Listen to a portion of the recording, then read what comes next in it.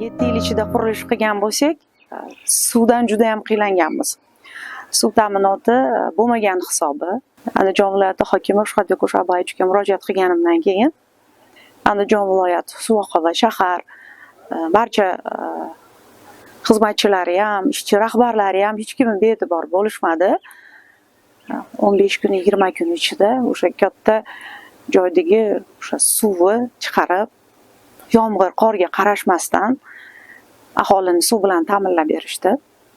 Buning uchun avvalo prezidentimizga rahmat aytamiz.